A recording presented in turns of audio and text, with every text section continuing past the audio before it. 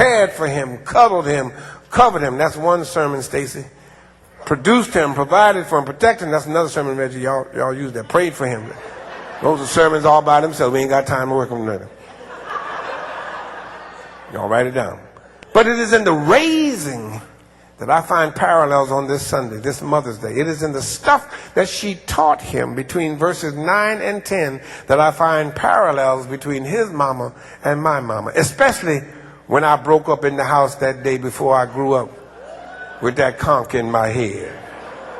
His mama taught him about life, and my mama taught me about life. Mothers of children who are born under oppression have a different job description when it comes to teaching their children about life. Pharaoh's daughter, don't forget, she had a mama. You ever think about that? Pharaoh's daughter had a mama. Pharaoh had a wife, just like George W. got a wife. But they never had to teach their children the stuff black mamas and daddies have to teach their children. Pharaoh's kids don't enter life with 2 strikes against them, Bradley.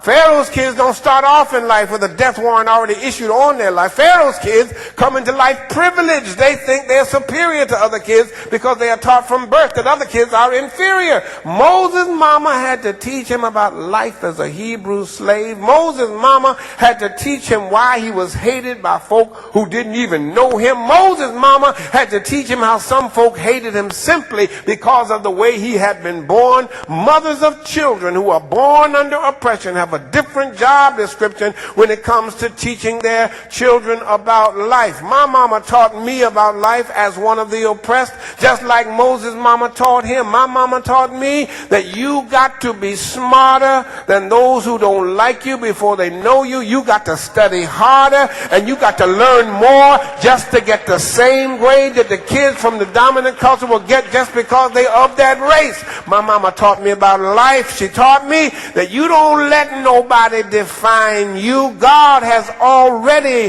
defined you. You don't get your worth from what some white man or some black man says about you, thinks about you, or writes about you. You get your worth from a God who created you in God's image. My mama taught me that in life you're going to have some haters of another race, and you're going to have some haters of your own race. Moses found that out in Cairo, and Moses found that out also in freedom. Haters come in all colors. Turn to your neighbor and say, haters come in all colors. But this is I'm going to turn back to your neighbor and say, because this is more important. Turn back to your neighbor and say, but God is greater than all your haters. In life, my mama taught me you got to learn how to laugh. Sometimes you got to laugh to keep from crying. My mother had the greatest sense of humor, and she raised my sister and me to have a sense of humor. She told me that sometimes you got to laugh at the stupidity of your enemies. I can hear Moses' mama now tell him how Miriam tricked Pharaoh's daughter, who did not have a clue, into paying her to do what she was doing already. Sometimes you got to laugh at the stupidity of your enemies, and then sometimes you got to laugh at your own stupid self. Am I the only one in here who's ever made some stupid mistakes? In life, you got to learn how to laugh. In life, you've got to learn from the past. In life, you got to learn how to let go. And in life, you don't ever stop learning. My mama, like his mama, taught him about life. Think of the lessons your mother taught you about life. Black kids had to learn some rough and tough lessons, and learn some of them quick and in a hurry. Then his mama and my mama had to teach him about love for yourself. Not limited to, not defined by, not tied up in what other folk think about you. Moses was born in a climate of hate. Moses was born in a culture of hate. And Moses was born under a cloud of hate, just like I was. And one of the most difficult lessons the mothers of children born in oppression have to teach their children is how not to internalize that hate that surrounds them and then tries to suffocate them. You got to love you as God made you, not as your haters want you to change you into, but as God made you from Jump Street. God loves you unconditionally. Let me say that to some teenager trying to please some other teenager. God loves you unconditionally, just like you are, just like God made you.